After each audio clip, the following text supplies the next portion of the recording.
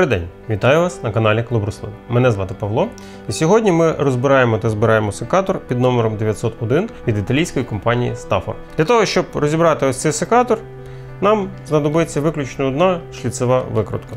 Нагадую, усі підписники нашого каналу за промокодом 2021 отримують 5% знижку. Вкажіть цей код при оформленні замовлення або продиктуйте його по телефону менеджеру. Також не забудьте вказати ваше ім'я на YouTube. Тому підписуйтесь на наш канал, вмикайте дзвіночок та ставте лайк цьому відео. Перш за все, розкриємо його і при необхідності замінимо амортизатор.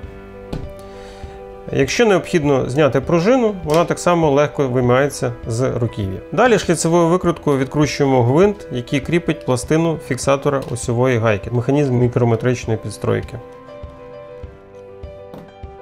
Вставляємо гвинтик, розкриваємо трохи секатор, знімаємо пластинку мікрометричної підстройки,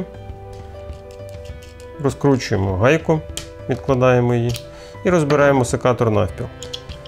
Зразу ж знімається лезо, знімається осьовий і ось цей елемент, який є суцільний, тобто контрлезо разом з руків'ям. Цей секатор є професійний, лезо в нього можна окремо замінити, ось ці всі елементи його можна замінити окремо. Так само можна поміняти контрлезо разом з цим руків'ям. Одразу ж зазначу, що ціна цієї деталі співрозмірна з ціною контрлеза від професійних секаторів інших виробників. Бачимо, що на лезі, а також на руків'ї отвір є не круглий, а ось такий овальний. Він зроблений таким під шліци на осьовому гвинті. Також бачимо цікавий елемент на контрлезі. Ось тут є сверловка, така от фрезеровка, тобто є приямок. Це зроблено для того, щоб площина, по якій ходить лезо, була менша, для того, щоб зменшити тертя лезо об контрлезо. А з іншого боку, для того, щоб тут можна було накладати змазку, і ця змазка довше зберігалася, її було більше на осьовому, і вона довше працювала. Тобто за таким принципом, наприклад, виготовляє ось цей вузол також Фелко. Єдине, що нам ще лишається, це зняти оцей механізм, рычажок замка. Так само тою самою шліцевою викруткою відкручуємо гвинт. Гвинт викручується досить туго.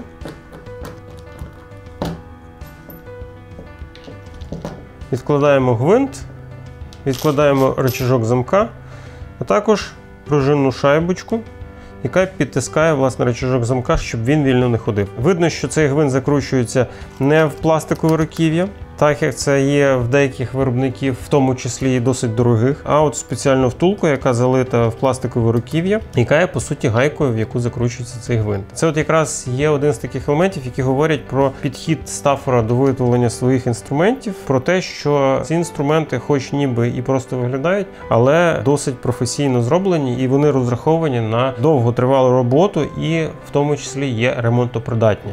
Збираємо секатор назад.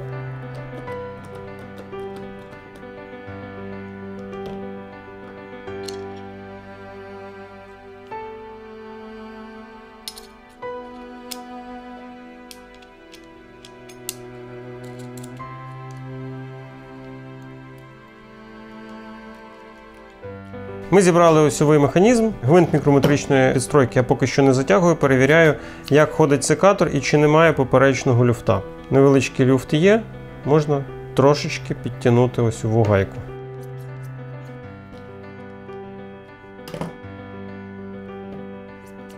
Люфта немає, секатор ходить вільно.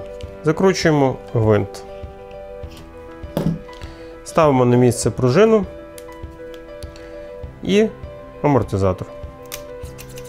Перевіряємо, секатор ходить вільно, секатор готовий до використання. Придбати секатор Stafor 901, а також змінні деталі до нього, ви можете в компанії Garden Tools Україна, яка є офіційним дистриб'ютором Stafor на території України. Також ви це можете зробити в мережі садових центрів Клуб Рослин і в нашому інтернет-магазині.